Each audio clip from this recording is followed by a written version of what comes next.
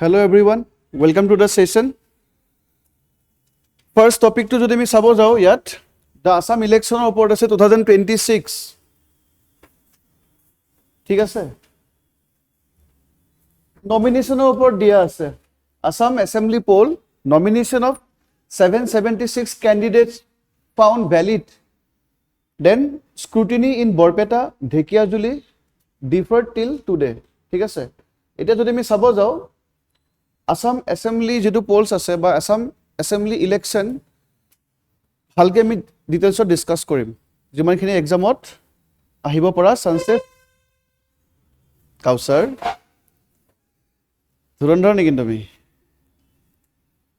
তো আমি ভালকে ডিসকাস কৰিম ঠিক আছে এটা কথাটো হল পলিটি হক জিওগ্ৰাফি হক ইকোনমি হক হিষ্ট্ৰি হক এক্সামত কোনবোৰ কোৱেশ্চন খুধে যিবোৰ নিউজত থাকে ঠিক আছে হেতু মানে তাহাতে খপককে যিকোনো টপিক এটা নিদিয়ে বুজি পালানে সাপোজ পলিটি এবাৰ আমাৰ অসমত কি হৈছে ইলেকশন হ'ব গৈছে নাই তো ইলেকশন ৰিলেটেড কোৱেশ্চন বিলাক দিব কাৰণ আমাৰ 21 টা পাৰ্ট আছে আমাৰ ইণ্ডিয়ান কনস্টিটিউচনত হে 21 টা পাৰ্টৰ পৰা যিকোনো পাৰ্টৰ পৰা কোৱেশ্চন পিক কৰিব পাৰে তো এবাৰ ইলেকশনৰ পৰা কৰিব পৰা চান্সেছটো বেছি তো সেই কাৰণে কাৰেন্ট এফেয়াৰ্সবোৰ পঢ়ি গলে এক্সামৰ আগত ষ্টেটিক পাৰ্টটো আমি কোনটো পঢ়িম এক্সামতো তুমি ৰিস্ক লবই লাগিব যে ইমানখিনিটো পঢ়ি যাব নোৱাৰা কেইটামান স্পেসিফিক সাবজেক্ট আমি পঢ়ি যাব লাগিব কোন কেইটা স্পেসিফিক সাবজেক্ট আমি পঢ়ি যাম যিকিটা কিহত আছে নিউজত আছে বা যি কোনো সাপোজ এসিড ৰেইন হ'ব পাৰে মানে ৰিসেন্টলি তোমাৰ ইৰানত কি হৈ আছে ব্ল্যাক ৰেইন এটা হেইটো ইম্পৰ্টেন্ট হৈ যাব পাৰে যে ৰেইনৰ ওপৰত ব্ল্যাক ৰেইন কেনেকৈ সৃষ্টি হয় কি হয় বুজি পালা তো সেইকাৰণে কাৰেন্ট এফেয়াৰ্স যোনে ৰেগুলাৰ চাই থাকে তাহাঁতৰ কাৰণে ইজি হৈ যায় ষ্টেটিক পোৰশনটো কভাৰ কৰিবৰ কাৰণে সিলেক্টেড ষ্টাডি ওকে ঠিক আছে তো আমি গুটে আসাম ইলেকশনৰ ওপৰত ভালকে চাম এসেম্বলিৰ ওপৰত ভালকে চাম এপিএসসিৰ ওপৰত কি কোৱেশ্চন আহিব পাৰে ঠিক আছে এটো জাস্ট এটা নিউজ হয় ইয়াত থৈ আমি চাম এক্সামত কি আহিব পাৰে প্ৰথম হল নমিনেশন স্ক্ৰুটিনি প্ৰসেসটো যদি আমি চাব যাও ইয়াত ঠিক আছে ইংলিশ অসমীয়া বোৰ্ড আছে দুপিনৰ পৰা মই দি দিম কিছুমান বস্তু ইংলিশত ইজি হয় বুজাবৰ কাৰণে ঠিক আছে পিডিএফত এইখিনি বস্তু পাই যাবা ইয়াত যদি আমি সবতকে ইম্পৰ্টেন্ট যদি চাব যাও ইয়াত এটা এক্ট হেতু হ'ব তোমাৰ representation of people's act RPA 1951 which govern the process has accumulated layer of the procedural rigidity granting excessive direction to the recruiting officer ঠিক আছে তো ইয়াত কোৱা হৈছে আমাৰ যেটো গুটে ইলেকশন প্ৰসেসটো হ'ব না নমিনেশন প্ৰসেস প্ৰথমতে কি কৰিব লাগিব নমিনেশন দিব লাগিব সাপোজ মই ইলেকশন খেলিব বিচাৰিছো ইলেকশনৰ ডেট এনাউন্স কৰিলে তো মই কি কৰিব লাগিব নমিনেশন ফাইল কৰিব লাগিব ঠিক আছে তো এই নমিনেশন গুটেই প্ৰসেসটো কোনটো এক্টৰ মতে হ'ব ৰিপ্ৰেজেন্টেশন পিপলস এক্ট অসমীয়াত কি ক'ব জনপ্ৰতিনিধিত্ব আইন 1951 এটো ডাইৰেক্টলি মনত ৰাখিবা ঠিক আছে এই আইনটো যে বনাইছে কিহৰ কাৰণে বনাইছে আৰ্টিকেল 327 কি দি আছে empower parliament to make provision with the respect to the election to legislature বিধান মণ্ডলৰ যিমান সমূহ নিৰ্বাচন আছে সেই নিৰ্বাচন সমূহত আমি কেনেকুৱা ধৰণৰ ৰুলস ৰেগুলেশন ফলো কৰিম তাৰ কাৰণে পাৰ্লিয়ামেন্টে কি বনাব পাৰে ল বনাব পাৰে ঠিক আছে আৰু সেই আৰ্টিকেল 327 ইউজ কৰি মেলি পাৰ্লিয়ামেন্টে 1951 ত কি বনাইছে জনপ্ৰতিনিধিত্ব আইন আৰু এই আইনৰ মতে নমিনেশন প্ৰসিডিউৰ সমূহ হ'ব ঠিক আছে কাৰোবাৰ নমিনেশন ৰিজেক্টটো হয় ঠিক আছে ক্লিয়াৰ ওকে চাইছো আমি নেক্সট কি দি আছে ওকে লগতে কৈছে legal framework governing nomination representation of people's act 1951 okay section 33 important হয় specify eligibility and procedure for filing nomination section 33 দি আছে যে এলিজিবিলিটি কি হ'ব লাগিব যেনেকৈ ইণ্ডিয়ান সিটিজেন হ'ব লাগিব হেতুটো হ'বই লাগিব মানে নিজৰ নামটো নিজৰ নাম মেনশন থাকিব লাগিব নমিনেশনত দেন তোমাৰ লগতে তোমাৰ এজ কিমান 25 হ'ব লাগিব নহলে ইলেকশন খেলিব নোৱাৰা গুটেখিনি বস্তু কি থাকিব লাগিব মেনশন কৰা থাকিব লাগিব হেতু সেকশন 33 ত কৈছে সেকশন 34 ত কি কৈছে পাৰ্টি সকলৰ দ্বাৰা জামিন ধন জমা দিয়াটো বাধ্যতামূলক কৰে ডিপোজিট দিব লাগিব না পইচা 10000 টকা দিব লাগিব এনে ইলেকশন খেলিম বুলি ভাবিলে নহব পইচা কিয় লয় কিছু মানে এনে তোমাৰ ইলেকশন খেলিব পাৰে ন যাতে বস্তুটো ওয়েস্ট না যায় যাতে সিৰিয়াস ক্যান্ডিডেট বিলাক যাতে যায় এটা 10000 টকা দিয়াৰ লগে লগে ভাবিব ন নহলে দেখোন সবে নমিনেশন ফাইল কৰিব যে মই ইলেকশন খেলিম ইণ্ডিয়াটো ডেমোক্ৰেসি আছে আৰ্টিকেল 14 আছে হয় না নহয় জনে তনে ইলেকশন খেলিব পাৰে তোমালোকে গৈ ইলেকশ্যন খেলিব পাৰা যদি 25 বছৰ হৈছে তো 10,000 টকাটো দিয়াৰ আগতে ভাবিব লাগিব ন ঠিক আছে সেইকাৰণে পইচাটো ৰাখে বেলেগ একো অৰ্থ নাই ইয়াত নেক্সট আৰ্টিকেল কিমান সেকশন কিমান 36 grants the recruiting officer power to scrutinize nomination and reject from defect of substantial character ঠিক আছে তো ইয়াত যিজন তোমাৰ অফিচাৰ থাকিব ৰিটাৰ্নিং অফিচাৰ আমি চাম কি হয় ৰিটাৰ্নিং অফিচাৰ সব দিয়া আছে লাহে লাহে আমি চাম গোটেইখিনি বস্তু okay roll of returning officer কি হয় roll of chief electoral officer কি হয় গোটেইবিলাক চাম আমি তো ৰিটাৰ্নিং অফিচাৰ লগত পাৱাৰ থাকিব যিজন মানুহে নমিনেশ্যন ফাইল কৰিছে সেই নমিনেশ্যনটো লিগেল অৰ ইলিগেল ডিক্লেয়াৰ কৰাটো কিবা যদি প্ৰবলেম আছে তেতিয়াহ'লে কি ডিক্লেয়াৰ কৰিব ইলিগেল ডিক্লেয়াৰ কৰি দিব ঠিক আছে কোনে কৰিব সেইটো কোন কি নাম দিছে ৰিটাৰ্নিং অফিচাৰ ঠিক আছে তো জনপ্ৰতিনিধিত্ব আইন 1951 ৰ আণ্ডাৰত 33 34 36 তোমালোকে মনত ৰাখিবা কাৰণ আমি যদি ইউপিএসসি দেখিছো ন ইউপিএসসি এক্সাম বিলাকত direct to the point question বিলাক আজিকালি কমকৈ আহে এনেকুৱা ধৰণৰ কুৱেশ্যন বিলাক আহে ঠিক আছে তো এপিএসসিও টাৰ্গেট কৰিব পাৰে সেকশন 33 কি সুধি দিব পাৰে 34 কি সুধি দিব পাৰে 36 সুধি দিব পাৰে ঠিক আছে ওকে নেক্সট তোমাৰ কৈছে আৰ্টিকেল 329B এইবিলাক আৰ্টিকেল মনত ৰাখিবা হোৱাট ইজ আৰ্টিকেল 329B দি দিব পাৰে কি কৈছে ইয়াত But judicial review during the election process, meaning any challenges can only be raised after the poll when the harm is already done. Article kiman 329 329 A. ঠিক আছে suppose তুমি আজি কি কইলা ইলেকশনৰ কাৰণে নমিনেশন ফাইল কৰিব গৈছা ঠিক আছে আৰু যিজন তোমাৰ অফিচাৰ থাকিব কি অফিচাৰ ৰিটাৰ্নিং অফিচাৰ দেখিলে যে তোমাৰ নমিনেশনত কিবা এটা খেলিমেলি আছে হয় তোমাৰ এজক লৈ সমস্যা আছে বা ডিপোজিট কৰোতে কিবা সমস্যা আছে বা তথ্যবিলাক তুমি ভুলকে দিছা তেতিয়া ৰিটাৰ্নিং অফিচাৰে তোমাক কি ক'ব যে তুমি নমিনেশন ফাইল কৰিব নোৱাৰা বুলি কৈ দিব দ্যাট মিন্স তুমি ইলেকশন খেলিব নোৱাৰা তো তুমি কোৰ্টত যাব পাৰিবা জানো পাৰিবা তুমি কোৰ্টত যাবা যোৱাৰ লগে লগে কোৰ্টে ক'ব যে এইটো আমাৰ জুৰিসডিকশনত নাহে বুজি পালানে তো ইয়াৰ জুডিশিয়াল ৰিভিউ কাম আহিব কামত নাহে ইয়াত আফটাৰ ইলেকশন হৈ যোৱাৰ পিছত ৰিজাল্ট দিয়াৰ পিছতহে তোমাক হাইকোৰ্টে জনাব যে কিহৰ কাৰণে তোমাৰ নমিনেশন কি কৰা গৈছে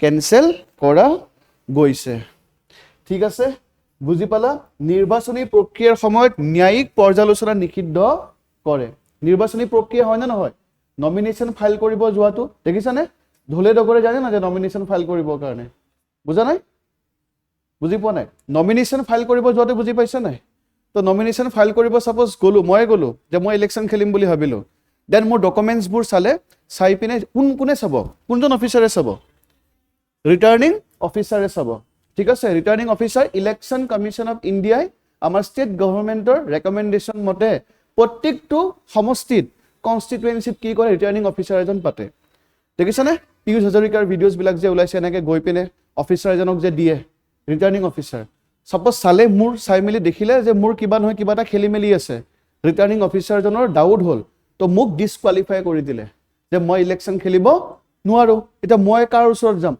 কোৰ্টৰ ওচৰত বাট এনেকুৱা কণ্ডিশ্যনত কিহৰ ওচৰত যাব নোৱাৰো মই কোৰ্টৰ ওচৰত মই কেতিয়াও যাব নোৱাৰো বুজি পালানে দ্যাট মিন্স জুডিশিয়াল ৰিভিউ কি নহয় ইমপ্লিমেন্ট নহয় ঠিক আছে তো নিৰ্বাচনী প্ৰক্ৰিয়াৰ সময়ত ন্যায়িক পৰ্যালোচনা জুডিশিয়াল ৰিভিউ নিষিদ্ধ কৰে যাৰ অৰ্থ হ'ল যিকোনো প্ৰত্যাহ্বান কেৱল নিৰ্বাচনৰ পিছতহে উত্থাপন কৰিব পৰা যায় যেতিয়া ইতিমধ্যে ক্ষতিসাধন হৈ যায় ক্ষতিসাধন হ'বনে নাই মই ইলেকশন খেলিব পাম জানো নাপাওঁ ইলেকশনৰ ৰিজাল্ট দিয়াৰ পিছতহে হাইকোৰ্টে মোক ক'ব যে আপুনি এই কাৰণে ইলেকশন খেলিব পৰা নাছিল ঠিক আছে তো সেইকাৰণে নমিনেশ্যন ফাইল কৰোঁতে বহুত বেছি সাৱধানে ফাইল কৰিব লাগে এতিয়া আমি এক্সাম পইণ্ট অফ ভিউ ইয়াত যদি আমি চাব যাওঁ প্ৰিলিমছ পইণ্ট অফ ভিউ তোমালোকে এইটো চাবা কোনটো চাবা ফাৰ্ষ্ট চাবা তোমালোকে ৰিপ্ৰেজেণ্টেশ্যন অফ পিপলছ এক্ট 1951 কনষ্টিটিউশ্যনৰ কোনটো আৰ্টিকেল মতে এই লটো বনাইছে আৰ্টিকেল 327 হোৱাট ইজ আৰ্টিকেল 324 এক্সামত কিন্তু আৰ্টিকেল 324 দিয়া থাকিব আৰ্টিকেল 24 ডাইৰেক্টলি কৈছে যে সুপাৰিনটেণ্ডেন্স ডিৰেকশ্যন কণ্ট্ৰোল অফ ইলেকশ্যন ইলেকশ্যনৰ গোটেই সমস্ত কাম কোনে কৰিব তোমাৰ ইলেকশ্যন কমিশ্যন অফ ইণ্ডিয়া কৰিব বুলি কোৱা আছে আৰু পাৰ্লিয়ামেণ্টে ইলেকশ্যন ৰিলেটেড কি বনাব পাৰে ল বনাব পাৰে লটো চালা দেন ইয়াৰ তিনিটা সেকশন কি ভালকে চাই ললা চাই লৈ নেক্সট ইম্পৰ্টেণ্ট আমি যদি চাব যাওঁ আৰ্টিকেল 329 কি তোমাৰ কি হ'ব ক্লজ বি এইটো কি হয় চাই ল'বা এনাফ ফৰ এক্সাম ঠিক আছে এইখিনি নেক্সট স্লাইডত চাওঁ আমি কি আছে exam point of view ground of rejection এইখিনিতো আমি জানোৱে পলিটিত পঢ়িছোঁ মিনিমাম কিমান হ'ব লাগিব 25 ঠিক আছে লগতে যদি চিটিজেন অফ ইণ্ডিয়া নহয় তেতিয়াহ'লেতো তোমাৰ ডিছকুৱালিফাইড হ'বই ঠিক আছে বাকি যদি আমি চাব যাওঁ যদি সিগনেচাৰ যদি মিছিং থাকে যদি প্ৰপাৰ সিগনেচাৰ নাথাকে তেনেকৈ তোমাৰ হ'ব পাৰে বা তোমাৰ নামটো তুমি য'ত যি লিখিছা আৰু ভোটাৰ আইডিত যদি বেলেগ নাম থাকে তেনেকৈও তোমাৰ ডিছকুৱালিফিকেশ্যন হ'ব পাৰে ঠিক আছে যিটো ফৰ্মত তোমাৰ দিছে জমা দিব দিছে সেই ফৰ্মতে যদি তুমি জমা নিদিয়া ঠিক আছে দেন তোমাৰ যদি আমি চাব যাওঁ সাপোজ বিজেপি এটা ৰেকগনাইজ পাৰ্টি হয় নে নহয় ঠিক আছে তুমি যদি বিজেপিৰ পৰা যদি নমিনেশ্যন ফাইল কৰিব যোৱা তোমাৰ সাপোৰ্টৰ এজন হ'লে হ'ব সেই কনষ্টিটুৱেন্সিৰ এজন ভোটাৰক লগত লৈ গ'লে হ'ল তেখেতে সাইন কৰি দিব লাগিব কি কৈছে নিড ওৱান প্ৰপ'জাৰ কি প্ৰপ'জ কৰি যে এখেত কি হ'ব তোমাৰ বিজেপিৰ পৰা আমাৰ কনষ্টিটুৱেন্সিৰ সমষ্টিত কি হ'ব খেলিব যদি তুমি ইণ্ডিপেণ্ডেণ্ট হৈ যদি যোৱা তেতিয়াহ'লে তোমাক কিমানজন লাগিব 10 জন লাগিব 10 জন মানে তুমি যদি ইণ্ডিপেণ্ডেণ্ট হৈ খেলিব যোৱা ঠিক আছে কেইজন মানুহ প্ৰপ'জেল লাগিব তোমাৰ সেই 10 জনৰ সেই 10 জন মানুহ কিন্তু লিগেল হ'ব লাগিব তোমাৰ কনষ্টিটুৱেন্সিৰ হ'ব লাগিব বুজি পালানে ঠিক আছে যদি ইণ্ডিপেণ্ডেণ্ট হৈ যোৱা ওকে এই দুটা চাবা ওকে বাকি যে 10,000 টকা যদি দিব নোৱাৰা বা কিবা যদি খেলি মেলি হয় তেতিয়াও তোমাৰ কি হ'ব পাৰে ৰিজেকশ্যন হ'ব পাৰে ঠিক আছে ক্লিয়াৰ বাকি তোমাৰ যদি এফিডেভিট ভালকে নহয় যদি ক্ৰিমিনেল কেছ থাকে ওকে বা এছেট বা লাইবিলিটি যদি খেলি মেলি থাকে এডুকেশ্যন কোৱালিফিকেশ্যনত যদি খেলি মেলিকে থাকে ঠিক আছে তেতিয়াও কি হ'ব পাৰে তোমাৰ ৰিজেকশ্যন হ'ব পাৰে ঠিক আছে ক্লিয়াৰ বুজি পালা okay now role of chief কি ইলেক্টৰেল অফিচাৰ এইটো সুধিব পাৰে ঠিক আছে ইয়াত কি কৈছে supervise the entire election process at the what state level ঠিক আছে সেই মানুহজনক ইলেকশ্যন কমিশ্যন অফ ইণ্ডিয়াই কাৰ ৰেকমেণ্ডেশ্যন মতে কৰিব গভৰ্ণৰ ষ্টেট গভৰ্ণৰৰ ৰেকমেণ্ডেশ্যন মতে কি কৰিব তোমাৰ চিফ ইলেক্টৰেল অফিচাৰ এজনক পাতিব ঠিক আছে implementation of model code of conduct MCC কেতিয়াৰ পৰা মডেল কোড অফ কণ্ডাক্ট লাগিব কেতিয়া খতম হ'ব কোনবোৰ ডিচিশ্যন কোনে ল'ব তোমাৰ চিফ ইলেক্টৰেল অফিচাৰে ল'ব ঠিক আছে বুজি পালা মডেল কোড অফ কণ্ডাক্ট লগাৰ পিছত তুমি আৰু পলিটিকেল ৰেলী কি কৰিব নোৱাৰা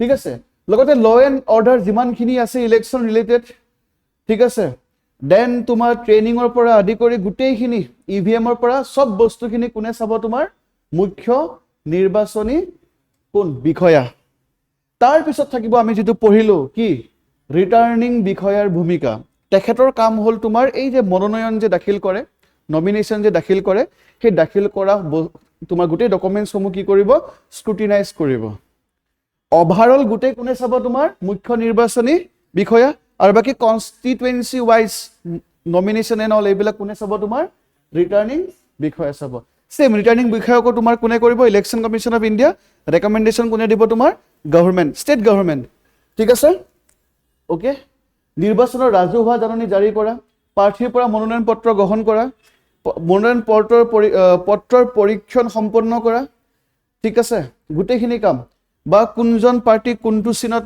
দিব লাগে হয়নে ধুৰন্ধৰ হয় নাই যদি ইলেকশ্যন খেলা কোনটো চিন লাগিব তোমাৰ কাউচাৰ তুমি যদি নিৰ্দলীয় খেলা কোনটো চিন ল'বা তুমি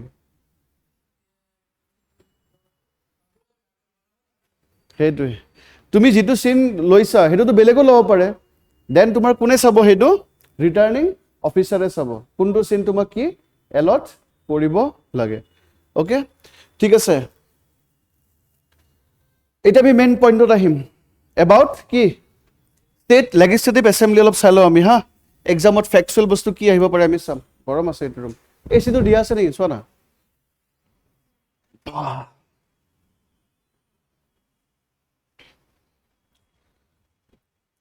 পাৰ্ট 6 আৰ্টিকেল 168 পৰা 212 লৈকে দিয়া আছে লেজিসলেটিভ এছেম্বলিৰ কথা পাৰ্ট 6 পাৰ্ট 5ত আমাৰ ইউনিয়নৰ কথা দিয়া আছে ঠিক আছে পাৰ্ট 6ত আমাৰ ষ্টেটৰ কথা দিয়া আছে ওকে ৰাজ্যিক বিধানমণ্ডলৰ জনপ্ৰিয়ভাৱে নিৰ্বাচিত নিম্ন সদন ঠিক আছে সদস্যৰ সংখ্যা যিকোনো এখন ষ্টেটত ষ্টেট লেজিসলেটিভ এছেম্বলিত ম্যাক্সিমাম কিমান হ'ব পাৰে তোমাৰ 500 জন আৰু নিম্ন কিমান হ'ব পাৰে 60 আমাৰ এটো সুধিব পাৰে দে এক্সামত সৰ্বোচ্চ 500 আৰু নিম্ন কিমান হ'ব পাৰে 60 আমাৰ অসমত কিমান আছে 126 ঠিক আছে লগতে প্ৰত্যক্ষ নিৰ্বাচন হয় আৰ্টিকেল 326 ত মেনশন কৰা আছে ডাইৰেক্ট ইলেকশন ইনডাইৰেক্ট নহয় ঠিক আছে ষ্টেট বিলাকত তোমাৰ দুখনকে হাউস থাকে ন এখন হ'ব তোমাৰ লেজিসলেটিভ এছেম্বলি এখন হ'ব তোমাৰ কি লেজিসলেটিভ কাউন্সিল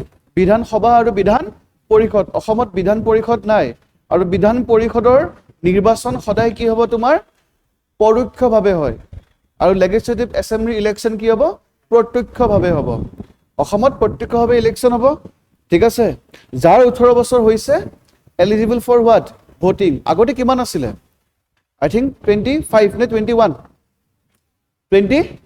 21 then কিমান কনস্টিটিউশন এমেন্ডমেন্ট মতে চেঞ্জ কৰিলে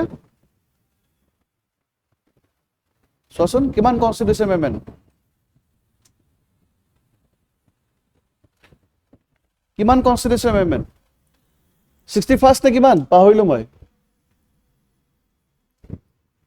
either 61st voting age 21 কিমান লাইছে 61 yes 61 constitution year to কিমান year to সোয়া year 1988 তো এটা মাইন্ডত স্ট্ৰাইক কৰিব লাগিব কেনেকে প্ৰিপাৰেচন কৰে মই কৈছ 1988 মাইন্ডত স্ট্ৰাইক কৰিব লাগিব যে 1988 ত অসমৰ সিএম নো কোন আছিল এবাৰ মই চাই লও বা 1988 ত তোমাৰ ইণ্ডিয়াৰ পিএম কোন আছিল আমি চাই লও তো কেনেকে প্ৰিপাৰেচন মিলা কৰিবা সব বস্তু একেলগে মিক্স কৰি দিবা ঠিক আছে 1988 ত ওকে হল ডাইৰেক্ট ইলেকশন হয় membership qualification disqualification must be citizen of India 25 years হ'ব লাগিব ঠিক আছে must be registered electoral in any constituency of that state disqualification যদি আমি চাব তো article 191 and representation of peoples act 1951 ৰ মতে অফিচত প্ৰফিট ৰাখিব নোৱাৰে সাপোজ কোনবা এজন আছে অইল ইণ্ডিয়াৰ এজন অফিচাৰ হয় ঠিক আছে আৰু ইলেক্টেড হোৱাৰ পিছতো তোমাৰ অফিচিয়েল পোষ্ট হোল্ড কৰি আছে তেতিয়ালে ডিসকোয়ালিফাই হৈ যাব বা অসম চৰকাৰৰ যিকোনো এটা পদত অধিষ্ঠিত হৈ আছে পইচাও পাই আছে ইপিনে তোমাৰ এমএলএও বনি গল তেতিয়া কি হ'ব ডিসকোয়ালিফাই ঠিক আছে আনসাউন্ড মাইন্ড যদি পাগল হৈ যায় ঠিক আছে আনডিচাৰ্জ ইনসলভেন্ট অৰ নন সিটিজেন যদি তোমাৰ ব্যাংকৰাপ্ট হৈ যায় দেউলিয়া যদি হৈ যায় পইচা পাতি নাই সাপোজ ঠিক আছে নেক্সট যদি ইয়াত কি কৈছে সবতকে মোস্ট ইম্পৰ্টেন্ট RPA 1951 এটো চাবা দে conviction for an offense resulting in 2 or more years of imprisonment leads to the immediate disqualification Lily Thomas judgement এটো মনত ৰাখিবা লিলি থমাস ৰাইডান কোনটো ৰাইডান বহুত কিটা ৰাইডান আছে নাই তো লিলি থমাস ৰাইডান বা লিলি থমাস যেটো আমাৰ জাজমেন্ট আছে এটো ৰিলেটেড টু হোৱাট তোমাৰ conviction for an offenses related to what তোমাৰ MLA related to MLA disqualification কেনেকে মনত ৰাখিলে হল এক্সামত আমি কি কৰিব লাগিব এমসিকিউ টিক কৰিব লাগে ঠিক আছে ইয়াত কি কৈছে সাপোজ এজন MLA আছে কিমান বছৰৰ কাৰণে হ'ব তেখেত 5 বছৰৰ কাৰণে তেখেতক সাপোজ এটা ক্ৰাইম কৰিলে ঠিক আছে ক্ৰাইম কৰিলে কোৰ্টত কেছ চলি আছে কেছ চলি থকা অৱস্থাত কিন্তু তেখেত ডিসকোয়ালিফাই নহয় কিন্তু তেখেতৰ সাপোজ কি হৈ গল তোমাৰ কি জেল হৈ গল কোৰ্টে কৈ দিছে যে কেই বছৰ জেল হ'ব 3 বছৰ তেতিয়া লগালগ কি হ'ব ডিসকোয়ালিফাই 2 বছৰতকে যদি বেছি জেল হয় ন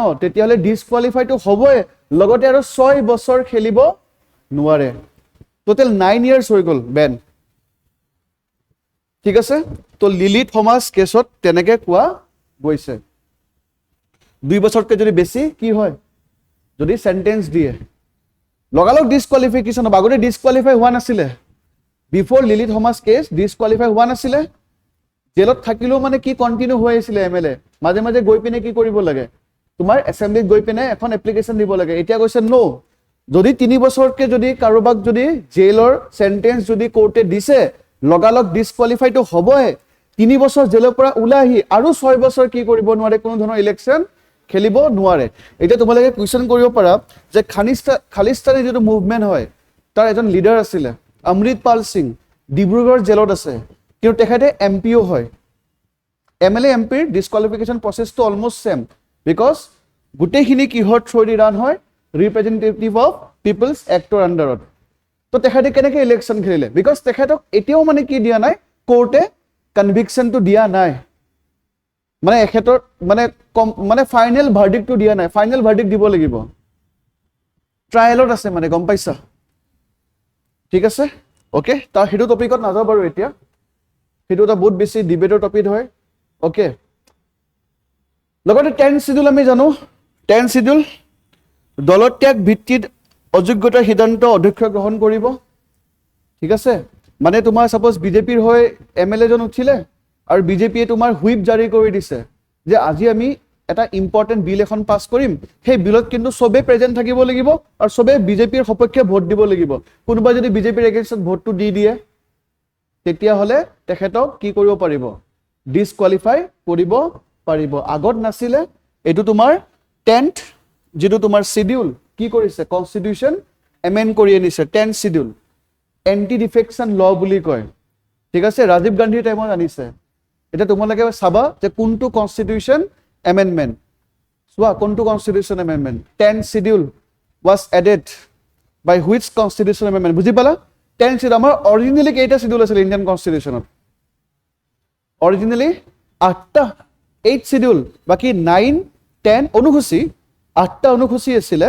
দেন 9, 10, 11, 12 কি কৰিছে, আমাৰ সংবিধান সংশোধন কৰি আনিছে। যিটো তোমাৰ 10 অনুসূচী আছে, ৰাজীৱ গান্ধীৰ টাইমত আনিছে, কিমান? 52nd সংবিধান সংশোধনী আইনত কি আনিছে, এণ্টি ডিফেকশ্যন ল। মানে কোনোবা যদি পাৰ্টিৰ এগেইনষ্টত যদি কাম কৰে, তেখেতক কি কৰিব পাৰে, মেম্বাৰ্ছৰ পৰা ডিছকুৱালিফাই কৰিব পাৰে। আগত কি হৈছিলে, তোমাৰ পইচা দি কিনা বেচা হৈছিলে MLA MP সমূহ, বুজি পালা? কোনোবা এজন MLA পইচা দি দিব, দি পিনে ক'ব যে তুমি এইটোৰ এগেইনষ্টত ভোট দিয়া। এতিয়া যদি পাৰ্টিৰ এগেইনষ্টত যদি ভোট দিয়ে, তেতিয়াহ'লে কি হ'ব, 10 শিডিউলৰ আণ্ডাৰত এণ্টি ডিফেকশ্যন ল লাগিব, লাগি পিনে কি হ'ব, ডিছকুৱালিফাই হৈ যাব। ঠিক আছে, আৰু কি হ'ব নোৱাৰে, MLA হ'ব নোৱাৰে, পিছত পাৰিব, সেইটো পিছৰ কথা। বুজি পালা নাই কি ক'লো মই? 10th শিডিউল এইটো এমেণ্ডমেণ্ট কৰি আনিছে। অ'কে, আৰু সেইটো কিন্তু ডিচিশ্যন কোনে ল'ব, স্পীকাৰ। যেনেকৈ অৰ্থ বিল, এখন বিল অৰ্থ বিল হয় নে নহয়, এখন বিল সাধাৰণ বিল হয় নে নহয়, তাৰ ডিচিশ্যন কোনে ল'ব, স্পীকাৰে ল'ব। Speaker will decide whether is money bill or not. ঠিক তেনেকৈ এণ্টি ডিফেকশ্যন লৰ আণ্ডাৰত ডিছকুৱালিফাই হ'বনে নাই, কোনে ডিচাইড কৰিব, স্পীকাৰ। অ'কে, মানে অধ্যক্ষ। বাকীটো 5 বছৰ হয়, আগতীয়াকৈ ভংগ কৰিব পাৰে। কেনেকৈ, ৰাজ্যপালে,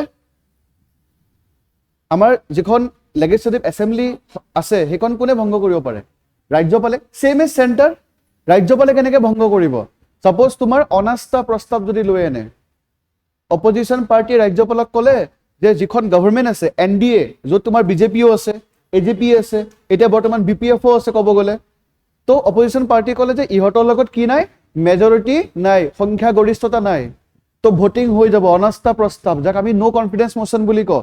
অনাস্থা প্ৰস্তাৱ পাছ হৈ গ'ল, পাছ হৈ যোৱাৰ লগে লগে কি হৈ গ'ল, NDA কি কৰিব নোৱাৰে, সংখ্যাগৰিষ্ঠতা চিকিউৰ কৰিব নোৱাৰিলে। আৰু যিটো অপজিশ্যন পাৰ্টি আছে, সিহঁতৰ গভৰ্ণমেণ্ট ফৰ্ম কৰিব পৰাকৈ কি নাই, সিহঁতৰ লগত কি মেজৰিটি নাই। তেতিয়া ৰাজ্যপালে গোটেই কি কৰিব, ভংগ কৰি দিব, এছেম্বলি ভংগ কৰি ফ্ৰেছ ইলেকশ্যন কি কৰিব পাৰে, ডিক্লেয়াৰ কৰিব পাৰে 5 বছৰৰ আগত। ক্লিয়াৰ? অ'কে, বাকী জৰুৰীকালীন যদি হয়, মই অলৰেডি পঢ়াইছোঁ পলিটি ক্লাছত, হয়নে? 3টা ইমাৰ্জেঞ্চি আছে, নেশ্যনেল ইমাৰ্জেঞ্চি আছে, ষ্টেট ইমাৰ্জেঞ্চি আৰু ফাইনেন্সিয়েল ইমাৰ্জেঞ্চি। ষ্টেট ইমাৰ্জেঞ্চিক আমি প্ৰেচিডেণ্ট ৰুল বুলিও কওঁ, লগতে আমি কনষ্টিটিউশ্যনেল ইমাৰ্জেঞ্চি বুলিও কওঁ। তো জৰুৰীকালীন অৱস্থাও যদি হয়, তেতিয়া শুনিবা, ছাপ'জ তোমাৰ এইটো শুনিবা দেই, জাষ্ট মই এটা এক্সাম্পল দিছোঁ, এইটো বছৰত 5 বছৰ কমপ্লিট হ'ব গৈ আছে, কাৰ, আমাৰ অসমৰ এছেম্বলি ইলেকশ্যন হ'ব আৰু দেই ধৰা ইলেকশ্যন ছাপ'জ তোমাৰ ডিচেম্বৰ মাহত আছে জাষ্ট মই এক্সাম্পল দিছোঁ এইটো বছৰত ইলেকশ্যন তোমাৰ 5 বছৰ কমপ্লিট হ'ব গৈ আছে আৰু এইটো বছৰে অসমত আনফৰ্চুনেটলি কি লাগি গ'ল প্ৰেচিডেণ্ট ৰুল লাগি গ'ল অসমৰ বিধানসভা 5 বছৰ কমপ্লিট হ'ব গৈ আছে আৰু এইটো সময়তে অসমত কি লাগি গ'ল ইমাৰ্জেঞ্চি লাগি গ'ল তেনেকুৱা টাইমত পাৰ্লিয়ামেণ্টে আমাৰ বিধানসভাৰ টাৰ্ম কিমান হয় 5 বছৰ হয়নে নহয় তো 1 বছৰ কি কৰি দিব পাৰে বঢ়াই দিব পাৰে ঠিক আছে এবছৰ বাঢ়ি গ'ল কিমান হ'ল 6 বছৰ হৈ গ'ল ঠিক আছে সাপোজ তোমাৰ নেক্সট 3 মাহ 4 মাহৰ পিছতে আকৌ কি হৈ গ'ল তোমাৰ প্ৰেচিডেণ্ট ৰুল গুচি গ'ল ঠিক আছে সাপোজ প্ৰেচিডেণ্ট ৰুল খতম হৈ গ'ল জুলাই মাহত প্ৰেচিডেণ্ট ৰুল খতম তেতিয়া উইদিন আ 6 মান্থ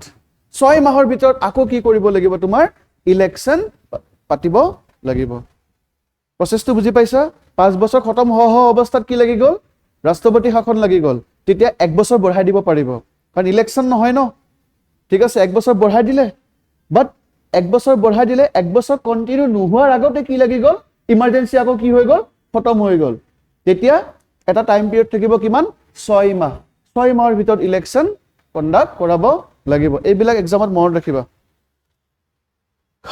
ঠিক আছে হিষ্টৰিকেল প্ৰফাইল অফ আসাম কি লেজিসলেটিভ এছেম্বলি ওকে স্বাধীনতাৰ পূৰ্ব 1905 পৰা 1919 অলৰেডি মই তোমালোকক আগৰ ক্লাছত কৈছোৱে ঠিক আছে অসম 1838 ত এনেক্স কৰিছিলে আসাম was annexed in কিমান 1838 অসমখন সম্পূৰ্ণৰূপে এনেক্স কৰিছিলে কেতিয়া 1838 তাৰপিছত কাৰ প্ৰভিন্স বনাই দিছিলে বেংগল আকৌ বেংগলৰ পৰা ওলাই আনিছিলে আই থিংক 1874 ত চিফ কমিশনাৰ প্ৰভিন্স ক্ৰিয়েট কৰিছিলে আকৌ চিফ কমিশনাৰ প্ৰভিন্সৰ পৰা কোড বনাই দিলে বেংগলৰ পাৰ্ট বনাই দিলে তো 1905 ত অসম কিহৰ পাৰ্ট আছিলে অংশ আছিলে বেংগল কি বেংগল ইষ্টাৰ্ণ বেংগল এণ্ড আসাম সেই প্ৰভিন্সটোৰ নামে আছিলে eastern Bengal and Assam present day Bangladesh তো স্বাধীনতাৰ পূৰ্ব বিৱৰ্তন যদি আমি চাব যাওঁ 1905 ৰ পৰা 1906 লৈকে অসমক পূৰ্ববংগৰ সৈতে সংলগ্ন কৰা হৈছিল এই অনুষ্ঠানটো পূৰ্ববংগ আৰু অসম বিধান পৰিষদ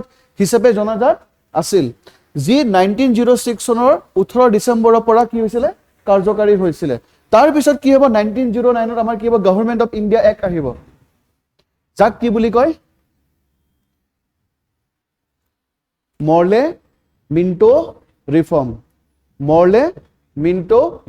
মৰ্লে আছিলে সেক্ৰেটাৰী অফ ষ্টেট আৰু মিন্টো আছিলে কোন ভাইসৰয় অফ ইণ্ডিয়া ঠিক আছে বুজি পালা 1909 ৰ যেটো এক্ট আকৌ 10 বছৰ পিছত আৰু এটা এক্ট আহিব কি 1919 তাক কব Montague claims for reform Montague কোন আছিলে এগেইন সেক্ৰেটাৰী অফ ষ্টেট হুজ হেডকোৱাৰ্টাৰ ৱাজ ইন লণ্ডন হেডকোৱাৰ্টাৰটো ক'ত আছিলে লণ্ডন মানে গোটেই আমাৰ ইণ্ডিয়াক 1947 ৰ আগত দুটা এডমিনিষ্ট্ৰেচনে চলাইছিলে এটা পোষ্টক কব কি secretary of state who was basically a member of British কেবিনেটৰ মেম্বাৰ হয় আৰু সেক্ৰেটাৰী অফ ষ্টেটক এসিষ্ট কৰিব কাৰণে ইণ্ডিয়াত কোন আছিলে ভাইসৰয় তো ভাইসৰয় থাকিব ক'ত ইণ্ডিয়াত আৰু সেক্ৰেটাৰী অফ ষ্টেট ক'ত থাকিব লণ্ডন বুজি পালা তো যেটো 1909 ৰ যেটো এক্ট লৈ আনিছিলে ইণ্ডিয়াখন চলাবৰ কাৰণে কোনো কনস্টিটিউশন নাছিলে তো তাহাতে এক্টৰ থ্ৰু দি ইণ্ডিয়াখন চলাইছিলে তো 1909 ৰ যেটো এক্ট লৈ আনিছিলে তাক আমি কি কম মৰ্লে মিন্টো ৰিফৰ্ম মৰ্লে কোন আছিলে সেক্ৰেটাৰী অফ ষ্টেট মিন্টো কোন আছিলে তোমাৰ ভাইসৰয় ঠিক আছে তো 1909 ৰ যেতিয়া মৰ্লে মিন্টো ৰিফৰ্ম আহিল অসমৰ কাৰণে কি আছে আমি চাম Under the Indian Council Act, the council had 40 members. Assam was allotted 5 seats. অসমখন ইষ্টাৰ্ণ বেংগল এণ্ড আসামত আছিল নহয় টোটেল সিট কেইখন দিলে 40টা সিট দিলে আৰু অসমখনৰ কেইটা দিলে অকল 5টা সিট মানে 35টা কোৰ হয় তোমাৰ বাংলাদেশৰ কব গলে ঠিক আছে ওকে নাও তোমাৰ 1911 ত কি হল enlightenment of partition of বেংগলখন partition কৰিছিল নহয় হেতু আকৌ ভংগ কৰি দিলে আকৌ ওয়েস্ট বেংগল ইষ্ট বেংগল এটা হৈ গল আকৌ অসমখনক এখন সেপাৰেট কি কৰি দিলে হয়নে তো 1912 ত কাৰ্যকাৰী হ'ব এইবিলাক সাগে আছে তোমালোকৰ নলেজ মই অলৰেডি ক্লাছত কৈ থাকো আগৰ ক্লাছ বিলাকত কৈ আছো হেকানে মই অলপ ফাষ্ট গৈছো 1912 ত অসমক কি কৰি দিলে চিফ কমিশনাৰ প্ৰভিন্সৰ আন্ডাৰত দি দিলে 1912 তাৰ আগত কি আছিল Assam eastern Bengal and Assam okay then 1913 ত কি কৰিলে অসমত তোমাৰ সিট কিমানটা কৰি দিলে 34 নমিনেটেড কিমান 13টা আৰু ইলেক্টেড কিমান 21টা ঠিক আছে দেন ফাৰ্ষ্ট মিটিং হৈছে জানুৱাৰী 6 1913 ক'ত হৈছে তোমাৰ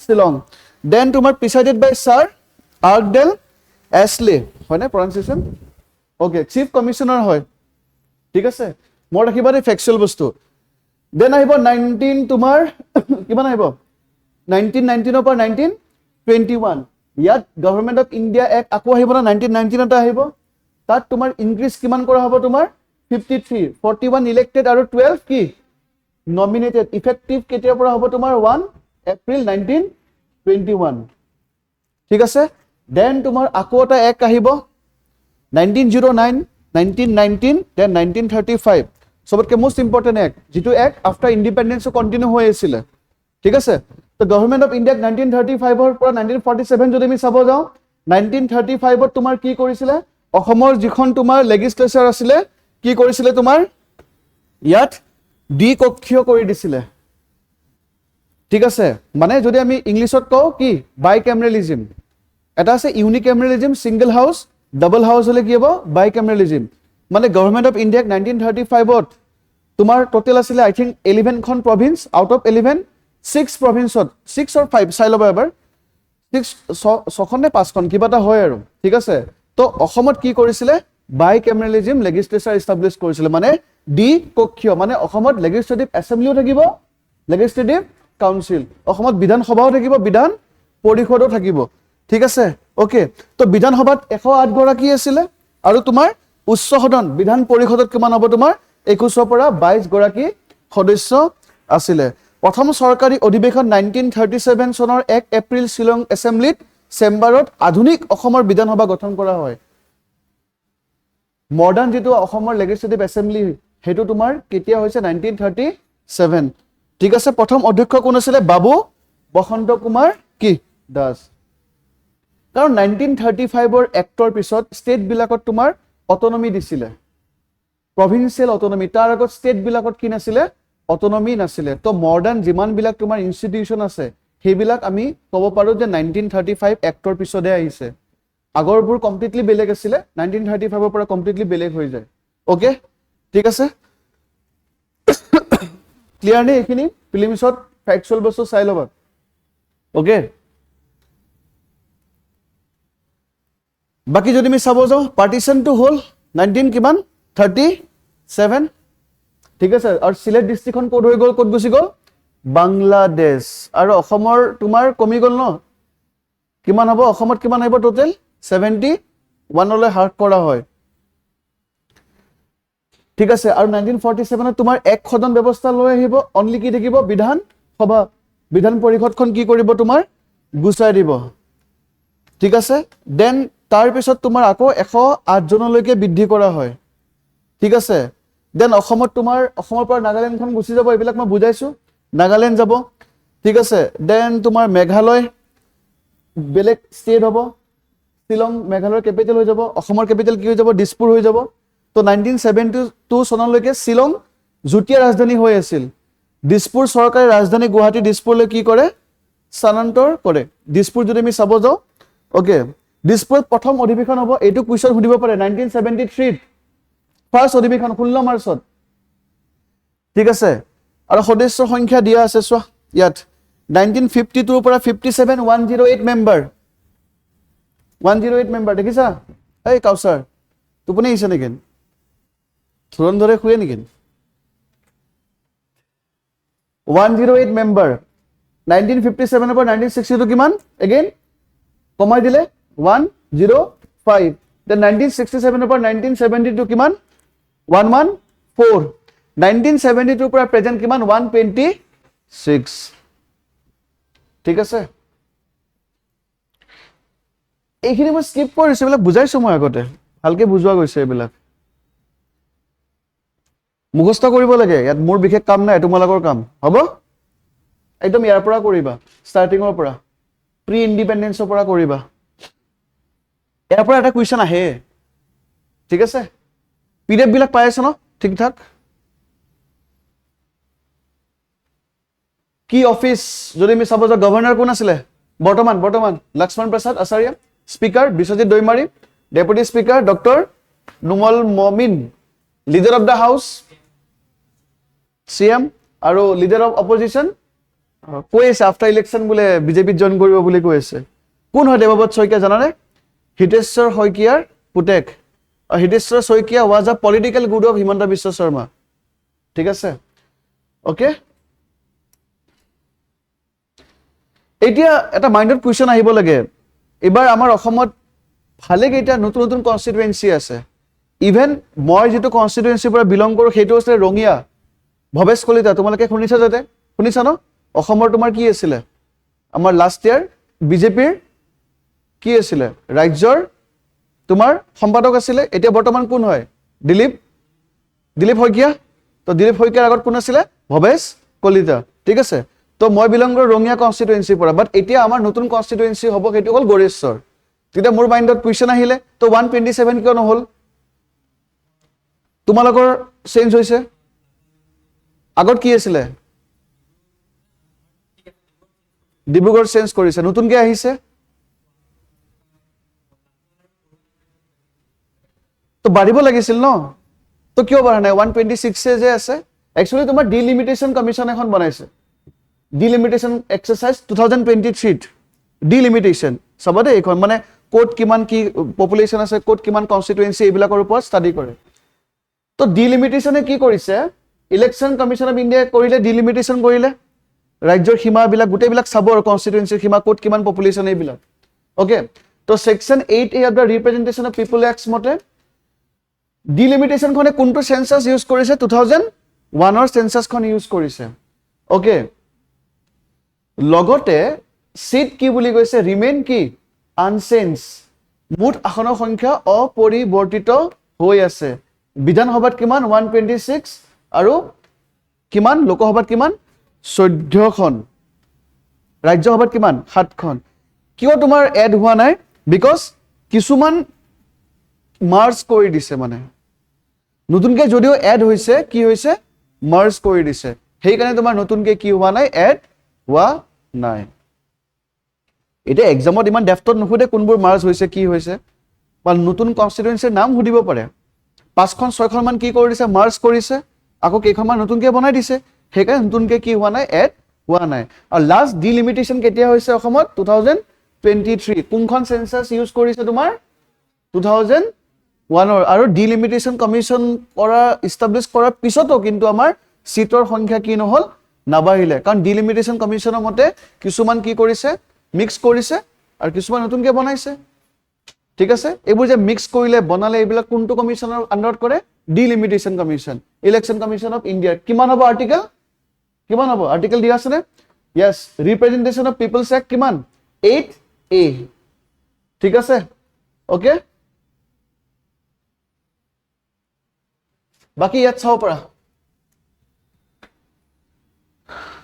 এছেম্বলি ইলেকশ্যন যদি চাব যাওঁ আমি, SC ৰিজাৰ্ভ 9টা আছে। এইখিনি কিন্তু ইম্পৰ্টেণ্ট, ফেকচুৱেল কুৱেশ্যন সোধে। ঠিক আছে, ফেকচুৱেল কুৱেশ্যন খুব সোধে। SC চিডিউল কাষ্টৰ কাৰণে কেইটা আছে ৰিজাৰ্ভ? 9টা আছে। কি কি দিয়া আছে প্লিজ চাই ল'বা, লাগিব। মানে ইয়াত চিডিউল কাষ্টৰ বাহিৰে বেলেগ কেণ্ডিডেট আৰু সুধিব নোৱাৰে, কিন্তু ভোট অল ছেকশ্যন। ঠিক আছে, বাট কিন্তু ব্ৰিটিছ গভৰ্ণমেণ্টে 1909ত কি আনিছিলে? ছেপাৰেট ইলেক্টৰেট লৈ আনিছিলে। এইটো হ'ল ৰিজাৰ্ভেশ্যন বুলি কয়।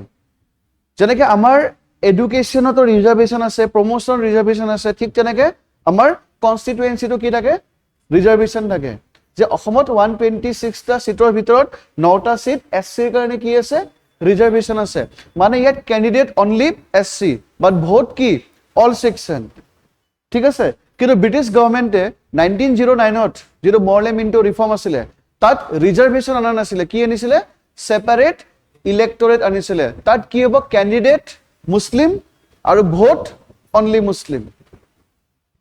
বা যদি কেণ্ডিডেট ছাপ'জ যদি মই ক'ব যাওঁ SC, ভোট কোনে দিব?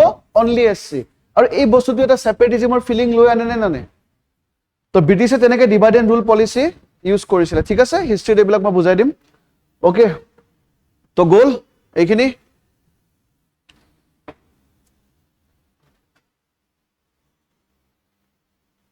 আইনী আৰু সংবিধান গাঁথনি যদি আমি চাব যাওঁ, ইয়াত দিয়া আছে। বাকী অনুসূচিত জাতি আগতে কেইটা আছিলে? 8টা। চিট ৰিজাৰ্ভ এতিয়া কিমান হ'ল? 9। STৰ কাৰণে আগতে 16টা আছিলে, এতিয়া কিমান হ'ল? 19টা হ'ল বাকি তোমাৰ অসংৰক্ষিত 102 আৰু কিমান 98 লোকসভাটো চেঞ্জ হৈছে লোকসভা তোমাৰ এসটি দুটা আনিছে বাকি ইয়াত ধুনীয়াকৈ দিয়া আছে দেই কোড কোড কি দিয়া আছে চাই ল'বা কিন্তু এইখিনি ওকে বাকি এসটি ৰিজাৰ্ভেশ্যন চোৱা ঠিক আছে অটোনমাস ডিস্ট্ৰিক্ট কোড কোড দিয়া আছে হাফলং বোকাজান হাওড়াঘাট ডিফু বৈশালাংশু আমৰি এইবিলাকত এসটিৰ বাহিৰে বেলেগ কেণ্ডিডেট উঠিব নোৱাৰে যোন পলিটিক্যাল পাৰ্টি হওক ঠিক আছে বাকি আমাৰ বিটিআৰ ডিস্ট্ৰিক্টত তোমাৰ গোসাইগাঁও দতমা কোকৰাঝাৰ এইবিলাক গৰেশ্বৰ নাই গৰেশ্বৰ এনেকুৱা এটা কনস্টিটুৱেন্সি হয় যেটো কনস্টিটুৱেন্সি বিটিআৰ আন্ডাৰত আছে বাট কি নহয় এসটিৰ কাৰণে ৰিজাৰ্ভেশ্যন নাই সেইকাৰণে তাত বিপিএফৰ কেণ্ডিডেটও দিয়া নাই বিজেপি কেণ্ডিডেট দিছে বুজি পালা ওকে চাবা দেই এইখিনি এক্সামত আহিব কিন্তু বহুত কষ্টকৈ এইবিলাক লোৱা হৈছে এইখিনি আহিবই এইবিলাক এসটি আৰু এসটিৰ কাৰণে কিমান মৰ্ড আছে ন আৰু কোন কোন এবাৰ চাই ল'বা এবাৰ চকু ফুৰাই দিবা বাকি এমসিকিউটো কৰিবা ঠিক আছে আজি বহুত টপিক আছে ৰিপিট হ'ব আজি টপিক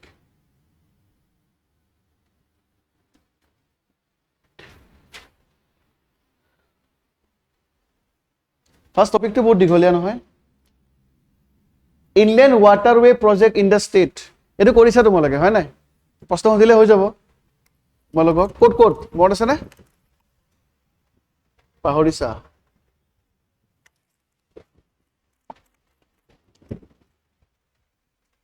মনত আছে নাই তুমি কৰিছা নহয় যোৰহাট মনত নাই কৰা নাই তোমালোক দুটাই কৰিছা ন কোৱা এটাই কৰিছে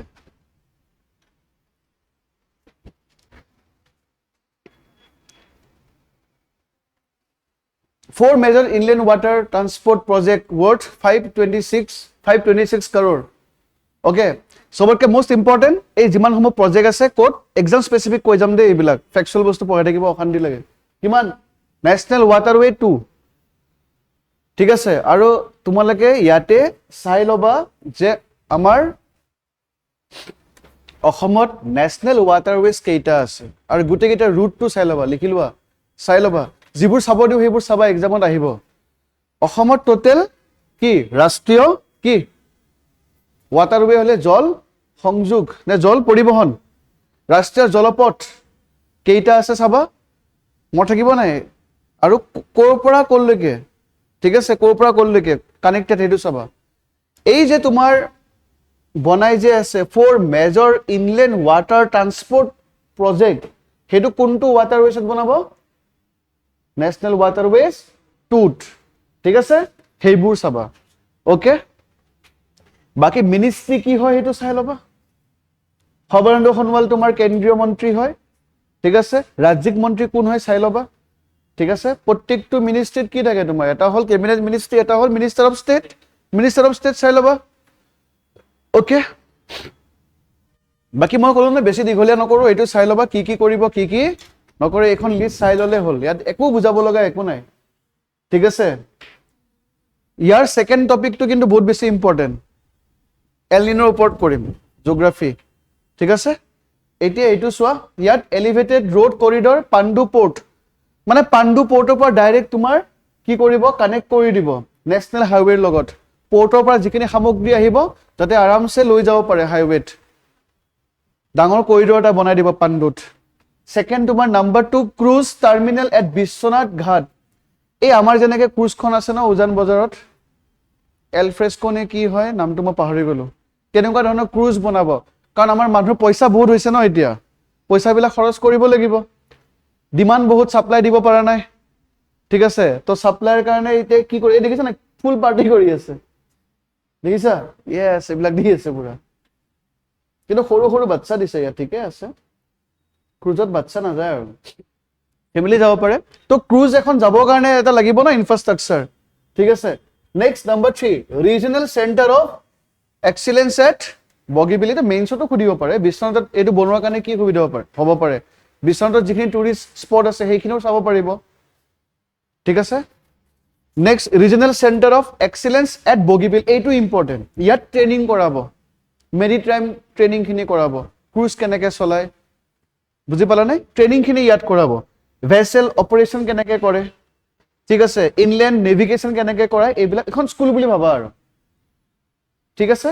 দেন নম্বৰ 4, এইটো ক'ত হ'ব তোমাৰ? নিমাতী ঘাট, এইটো ক্ৰুজ এনজয়, ঠিক আছে, এইটো ক্ৰুজ। মাজুলী ভাবাচোন কেনেকুৱা ভাল লাগিব নিমাতী ঘাটত যদি ক্ৰুজ এখন থাকে, এইপিনে মাজুলী। তো এইবিলাক তোমাৰ প্ৰজেক্ট কাৰ? সৰ্বানন্দ সোণোৱালৰ, ঠিক আছে। মনত ৰাখিবা হা, অ'কে।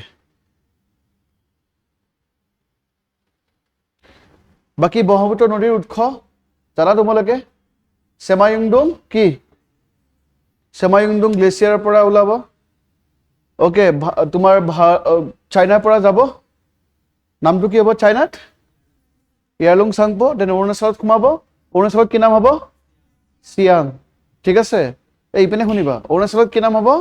চিয়াং, ঠিক আছে। অৰুণাচলত তোমাৰ দুটা ৰিভাৰ জইন হ'ব, দিবাং আৰু কি? দিবাং আৰু লোহিত, শদিয়াত, ঠিক আছে। দেন হ'ব ব্ৰহ্মপুত্ৰ, সেইটোৱে।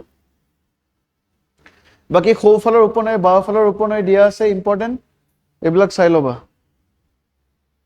অ'কে। ইনষ্টিটিউচনেল ফ্ৰেমৱৰ্ক যদি আমি চাব যাওঁ, ইয়াত ক'ত কেনেকৈ কি কৰিব ইয়াত দিয়া আছে। Inland waterways authority of India statutory body হয়, ঠিক আছে। ষ্টেটুটৰী বডি মই কৈছিলো নহয় কি হয়।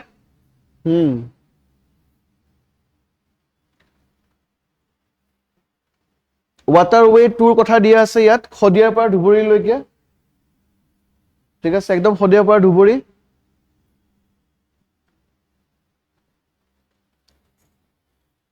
এইখিনি মেইন পইণ্ট অফ ভিউ বহুত বেছি ইম্পৰ্টেণ্ট হয়। প্লাছ আমাৰ নেশ্যনেল ৱাটাৰৱে 16 বৰাক ৰিভাৰৰ ওপৰত অৱস্থিত, 16টো। National waterway 31 Dhansiri river.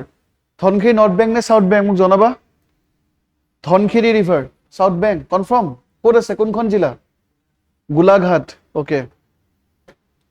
বাকী ষ্ট্ৰেটেজিক পলিচি এইবিলাক তোমাৰ মেইনছৰ কাৰণে ইম্পৰ্টেণ্ট, চাই ল'বা, ইমান প্ৰিলিমছৰ কাৰণে ইম্পৰ্টেণ্ট নহয়। এতিয়া আমি চবতকৈ মষ্ট ইম্পৰ্টেণ্ট টপিকটো কৰিব গৈ আছো, অ'কে। MCQখিনি কৰিবা, এইটো MCQ কৰিবা হা, এইটো MCQটো কৰিবা। মষ্ট ইম্পৰ্টেণ্ট টপিক কৰিব গৈ আছো, কিহৰ ওপৰত? Geography. El Nino and its impact on north east, ঠিক আছে। বাকী তোমালোকে যোনে যোনে কৰিছা, টাইম আছে নাই? 7টা বাজিলে নেকি? 6 কিমান? হৈ যাব, 7টাৰ আগত হৈ যাব। তোমালোকৰ ক্লাছ আছে নহয়, 7টাৰ আগত টপিক হৈ যাব। মোৰো ক্লাছ আছে দেখোন, কেতিয়াৰ পৰা? 6:30, হ'ব, মই কৈ দিম, আপডেট দি দিম।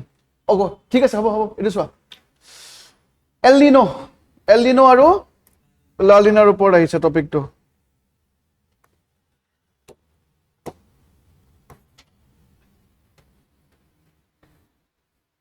চোৱা, মেইন প্ৰথম যদি চাব লাগিব আমি এইটো এল নিনো ছাডেন অচিলেশ্যন।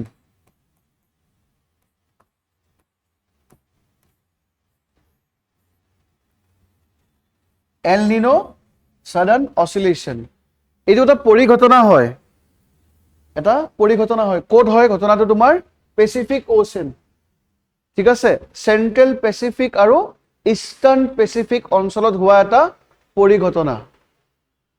প্ৰশান্ত মহাসাগৰ যে আছে, প্ৰশান্ত মহাসাগৰৰ তোমাৰ যিটো মধ্য প্ৰশান্ত মহাসাগৰ আৰু কি পূব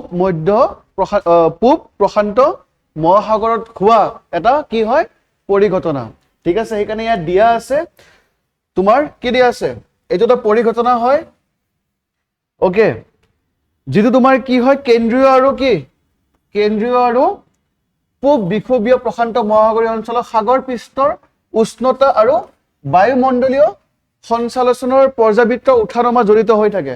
মানে এল নিনো ছাডেন অচিলেশ্যনত দুটা বস্তুৰ থ্ৰুদি তোমাৰ ইম্পেক্ট কৰিব, এটা হ'ব বায়ুমণ্ডল, এটা হ'ব কি সাগৰৰ উষ্ণতা। সাগৰৰ উষ্ণতা বাঢ়ে কমে, বায়ুমণ্ডল কেতিয়াবা চেঞ্জ হয়, তো বায়ুমণ্ডল আৰু সাগৰৰ উষ্ণতাৰ ফলত সৃষ্টি হোৱা কি হয় এইটো এটা পৰিঘটনা যাক আমি এল নিনো সাডেন অসিলেশন বুলি কয় তো এই বায়ুমণ্ডল আৰু সাগৰৰ উষ্ণতা চেঞ্জ ক'ত হ'ব সেন্ট্ৰাল প্যাসিফিক এন্ড কি ইস্টাৰ্ন প্যাসিফিক এৰিয়াত তো সি সাৰফেস তোমাৰ কেতিয়াবা বাঢ়ে কেতিয়াবা কমে ঠিক আছে তো এয়াৰ ফলত কি হ'ব এটা হ'ব তোমাৰ নাম্বাৰ 1 নাম্বাৰ 2 এন্ড কি আছে নাম্বাৰ 3 নাম্বাৰ 1 হ'ব নৰমাল কন্ডিশন নাম্বাৰ 2 হ'ব তোমাৰ কি এল নিনো আৰু নাম্বাৰ 3 কি হ'ব লা লিনা স্পেনিশ ওয়ার্ড হয় ইমান টেনশন লব নালাগে এল নিনো সাডেন অসিলেশন কি হয় সেন্ট্রাল প্যাসিফিক আৰু ইস্টাৰ্ন প্যাসিফিক সিট বায়ুমণ্ডল আৰু সাগৰৰ উষ্ণতাৰ ফলত হোৱা কি তোমাৰ চেঞ্জেছ সমূহ যাৰ ফলত তিনিটা ঘটনা হয় এটাটো নৰমাল কন্ডিশন হৈ থাকিব দেন কি হ'ব পাৰে এল নিনো এন্ড দেন কি লা লিনা এতিয়া আমি এইটো টপিক কিয় পঢ়িম বিকজ আমাৰ নৰ্থ ইষ্টত এইবাৰ যেটো ইয়াৰ হ'ব সেইটো এল নিনো ইয়াৰ বুলি কৈছে নো ডাউট আমি বৰষুণ পাই আছো এইটো তোমাৰ প্ৰি মনসুনৰ কাৰণে পাই আছো বাট ওভাৰঅল যদি এইটো বছৰৰ যদি আমি চাও বৰষুণ তেতিয়া হলে লাষ্ট ইয়াৰতকে কি হ'ব বুলি কৈছে বৰষুণ কমিব বুলি কৈছে কমাৰ কাৰণটোৱে হল তোমাৰ কি এইবাৰ আমাৰ ভাৰতবৰ্ষত কিহৰ প্ৰভাৱ পৰিব এল নিনো ঠিক আছে তো এল নিনোৰ প্ৰভাৱ ক'ত পৰে মনসুনত পৰে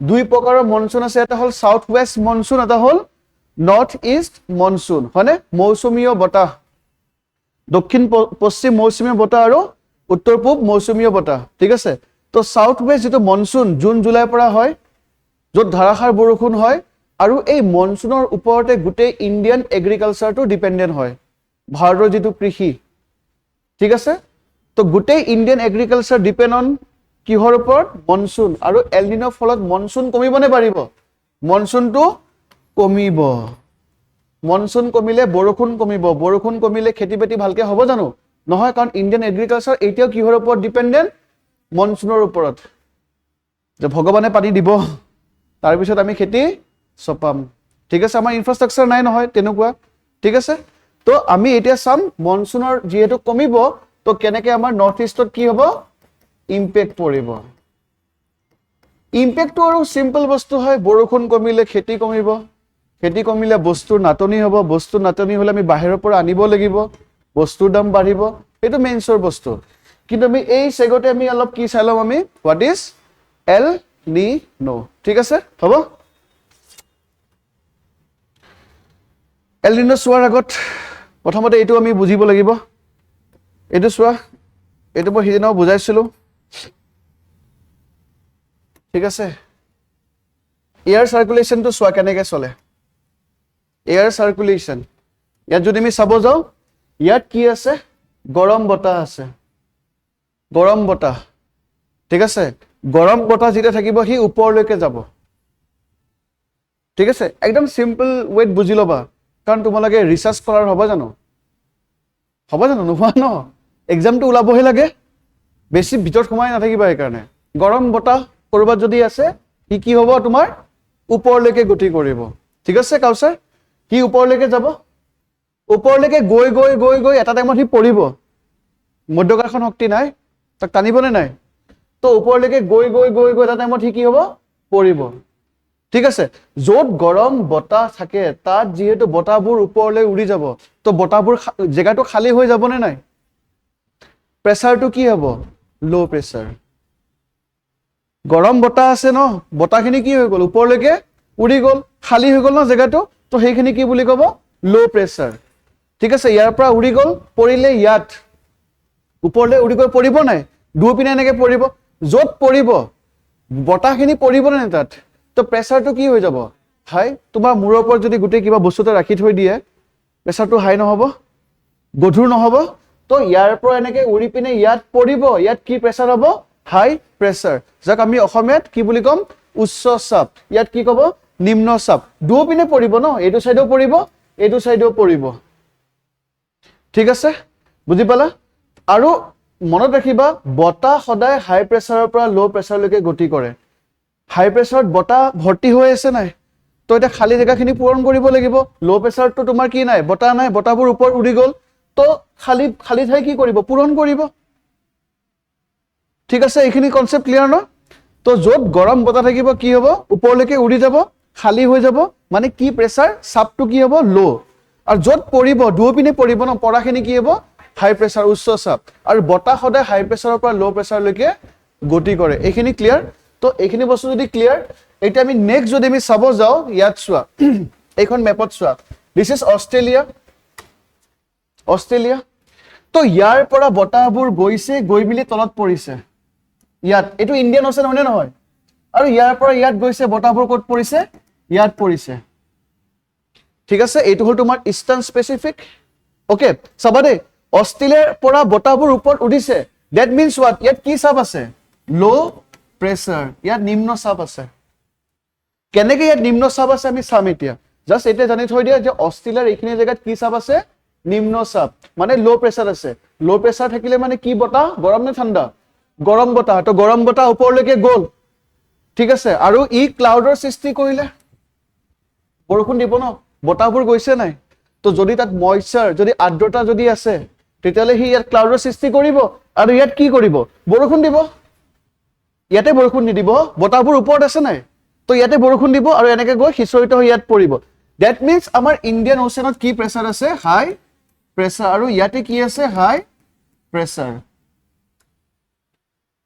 ক্লিয়াৰ?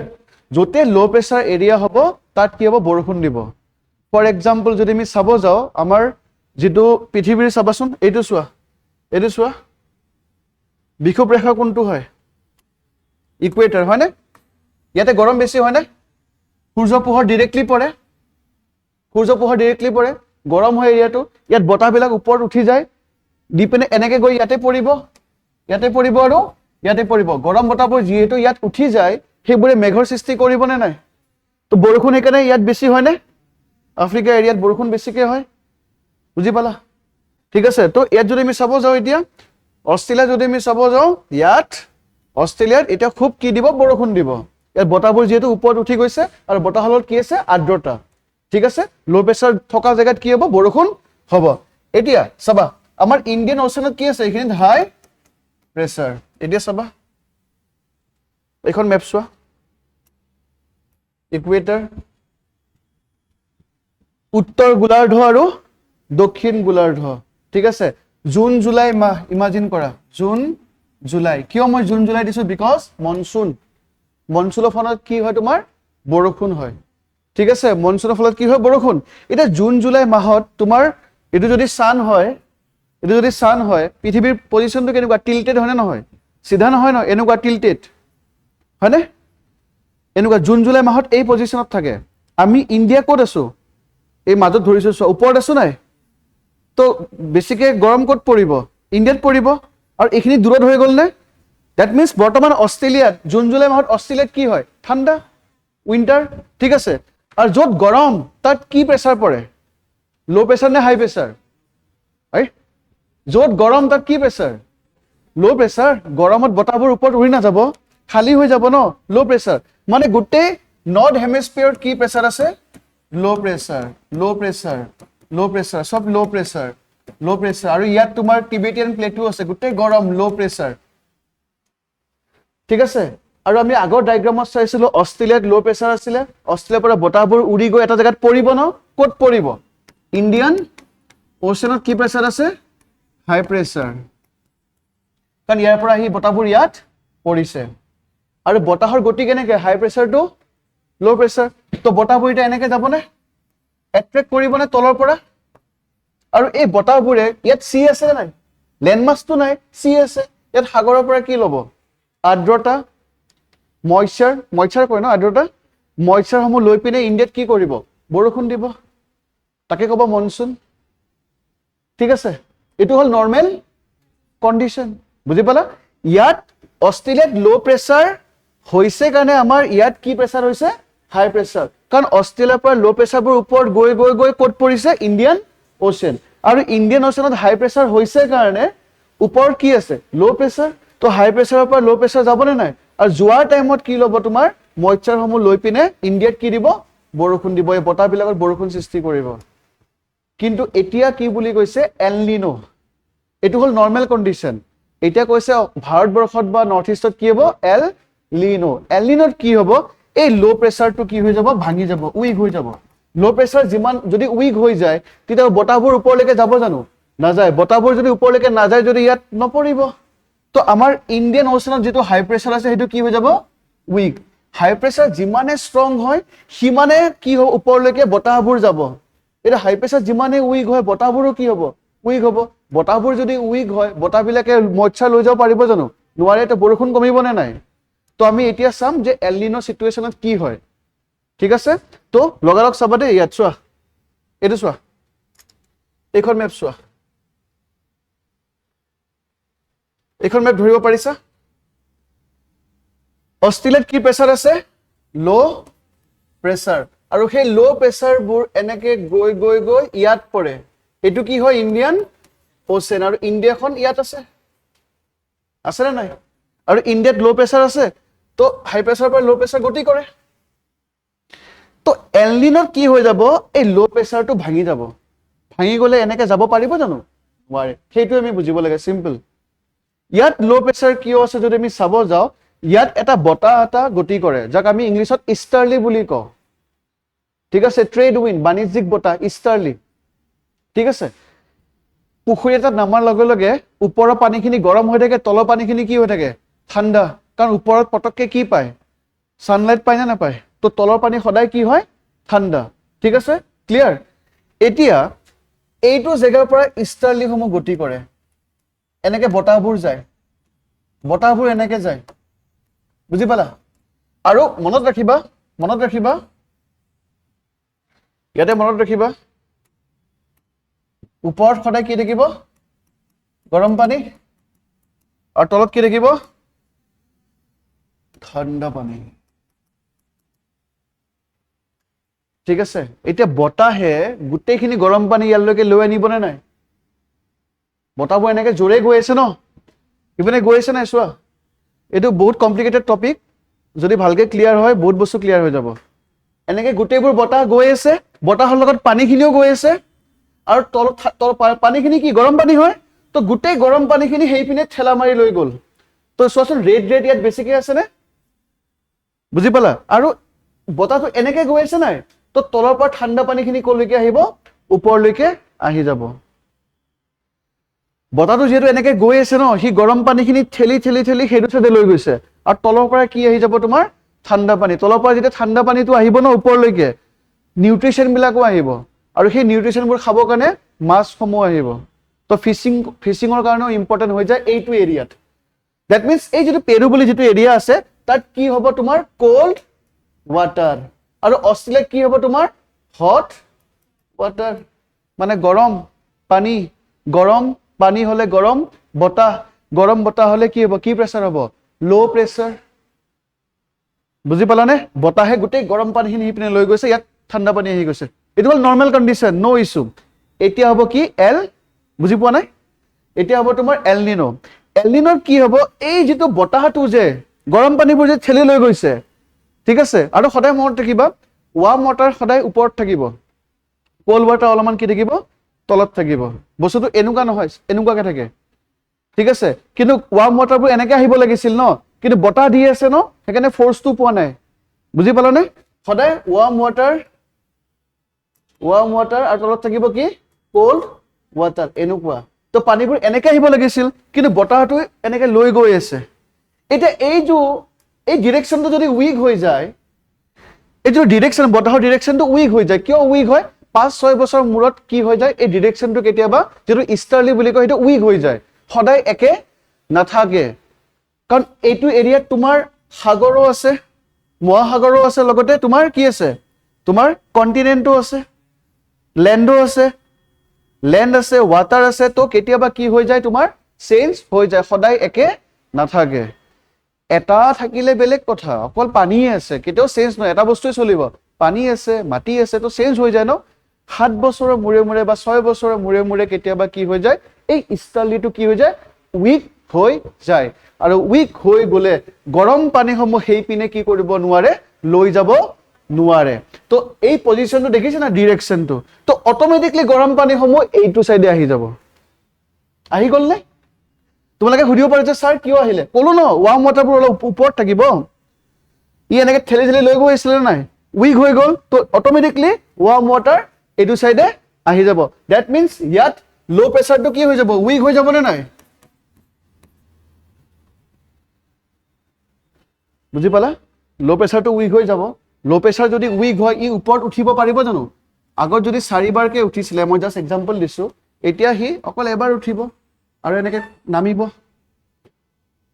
ইয়াত যদি লো প্ৰেছাৰ যদি ক্ৰিয়েট নহয় লো প্ৰেছাৰ যদি উইক হয় হাই প্ৰেছাৰটো কি হ'ব উইক হ'ব কাৰণ ওপৰত উঠিলেহে পৰিব ই উঠিবই পৰা নাই পৰিব কেনেকৈ তো যদি আমাৰ ইণ্ডিয়ান অ'চেনত যদি এইটো যদি ইণ্ডিয়ান অ'চেন ইয়াত যদি হাই প্ৰেছাৰটো যদি উইক হয় হাই প্ৰেছাৰৰ পৰা ওপৰত লো প্ৰেছাৰ যেতিয়া যাব মনসুন কমিব নে নাই বৰষুণ কমিব নাই বুজি পাইছা ন এইটো হ'ব তোমাৰ কি এল লি ন আৰু এটা আছে লালিনা এইটো চাই ল'বা সেইটো কি হ'ব বেছি বৰষুণ হ'ব বেছিকে লো প্ৰেছাৰ আৰু বেছি ষ্ট্ৰং হ'ব এই বতাহটো বেছি যাব দেন এক্সামত সুধিব যে এলনিনৰ টাইমত ইণ্ডিয়াত কি ইম্পেক্ট পৰে সেইটো নুসুধে সুধিব অষ্ট্ৰেলিয়াত কি ইম্পেক্ট পৰে বা সাগৰলৈ সুধিব বা তোমাৰ পেৰুত কি ইম্পেক্ট পৰিব ইয়াত তোমালোকে মৰুভূমি দেখিছা কিয় মৰুভূমি বিকজ ইয়াত কি প্ৰেছাৰ আছে হাই প্ৰেছাৰ বৰষুণ হ'ব নেকি নহয় লো প্ৰেছাৰ য'ত থাকে তাতেহে বৰষুণ হ'ব সেইকাৰণে ইয়াত মৰুভূমি আৰু এলনিনৰ টাইমত ইয়াত কি হৈ গ'ল এতিয়া ৱাৰ্ম ৱাটাৰবোৰ ইয়াত আহিল নে নাই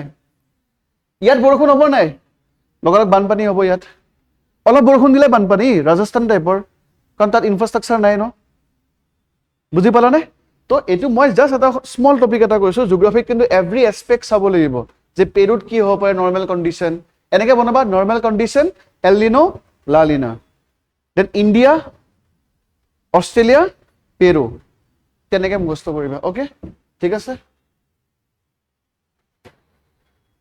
মেইন টপিক বুজালো এতিয়া এইখিনি তোমালোকে চাই ল'বা হ'ব ঠিক আছে অসমৰ ইম্পেক্টটো আৰু ক'ব নালাগে গম পাবা উত্তৰ পূবত কি ইম্পেক্ট পৰিব কম বৰষুণ হ'ব তাপমাত্ৰা বেছি হ'ব হয়নে শ্বিলং যাওঁ যাওঁ লাগি থাকিব গুৱাহাটীততো আৰু বেছি গৰম হ'ব এচি নহ'লে আমি চলিব নোৱাৰিম ক্লাছত অৱস্থা বেয়া হৈ যাব ঘাম ওলাই যাব আৰু কি যাব কাৰেণ্ট যাব লাইন যাব ঠিক আছে এইবিলাক কৃষিত প্ৰব্লেম হ'ব ধানৰ উৎপাদন কমিব ভাত আমি কমকৈ খাব পাৰিম হয়নে ধানৰ উৎপাদন যদি কমে আমি তেতিয়াহ'লে বাহিৰৰ পৰা ধান আনিব লাগিব এই এনেকুৱা ধৰণৰ কথা আৰু এইবিলাক মেইনছৰ বস্তু চাই ল'বা অ'কে লাষ্ট টপিক কেইটা বাজিল 7টা 5 মিনিটত খতম হ'ব একো নাই মেমৰ আছে ন মেম আহিছে নেকি कुछ नहीं হৈ যাব Sahitya Akademi award for 2 from Assam ঠিক আছে এই সাহিত্য একাডেমি এৱাৰ্ড হাইষ্ট কি হয় লিটাৰেৰী এৱাৰ্ড হয় ইণ্ডিয়াৰ আমাৰ অষ্টম অনুসূচিত থকা যিমান কেইটা ভাষা আছে কিমানটা আছে অষ্টম অনুসূচিত 8 শিডিউলত 22টা লেংগুৱেজৰ ওপৰত দিয়ে প্লাছ ইংলিছ আৰু ৰাজস্থানী তোমালোকে চাবা যে সাহিত্য একাডেমি এৱাৰ্ড আৰু জ্ঞানপীঠ এৱাৰ্ড হ'ল ফাৰ্ষ্ট হাইয়েষ্ট লিটাৰেৰী এৱাৰ্ড আৰু সাহিত্য একাডেমি কি হয় ছেকেণ্ড হাইয়েষ্ট লিটাৰেৰী এৱাৰ্ড ফাৰ্ষ্টটো কি হ'ব জ্ঞানপীঠ ছেকেণ্ডটো কি হ'ব তোমাৰ সাহিত্য একাডেমি এৱাৰ্ড দুটাৰ মাজত ডিফাৰেঞ্চটো চাবা ঠিক আছে জ্ঞানপীঠ অকল এজনকে দিয়ে আউট অফ দ্য বেষ্টটোক দিব কিন্তু সাহিত্য একাডেমি এৱাৰ্ড কি হয় প্ৰত্যেকটো লেংগুৱেজকে দিব লগতে জ্ঞানপীঠ এৱাৰ্ডত যদি আমি চাব যাওঁ তাত তোমাৰ schedule language and English Rajasthani include নাথাকে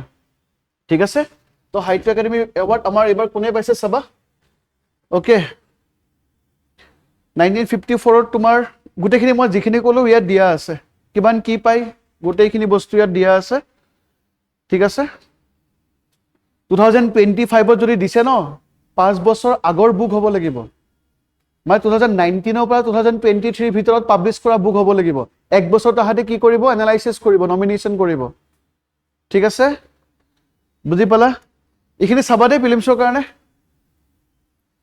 এইখিনি বহুত ইম্পৰ্টেণ্ট বুক লিষ্ট হয় যোনে সাহিত্য একাডেমি এৱাৰ্ড পাইছে ঠিক আছে এইখিনি চাবা ৰাইটাৰখিনি চাবা ইয়াৰ পৰা কুৱেশ্যন পিক কৰিব পাৰে ইয়াত তোমাৰ বুজাব লগা কিবা আছে নেকি নাই ন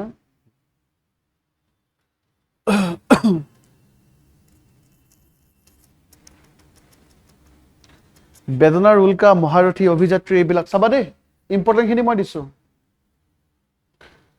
বাকী তোমাৰ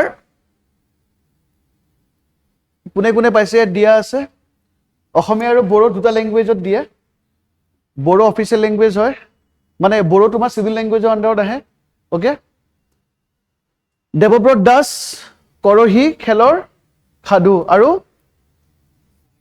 চাহেচুলি ব্ৰহ্ম, কি হয় প্ৰনাউন্সিয়েশ্যনটো এইটো তাই ক'ব। হা, দংনাই লামা মানছে, দংনে লামা মানছে গাথাও, দুংনৈ লামা মুনছে গাথাও, কি হয় মিনিংটো? এই সেইদিনা মই চাব দিছিলোঁ, চোৱা নাই। হা, এৰিত চাবা আকৌ, জেমিনিত চাবা। ঠিক আছে, এই চাবা দেই এই দুটা বুকখিনি চাবা আৰু কোনে পাইছে চাবা। অ'কে, হ'ব, ঠিক আছে, থেংক ইউ।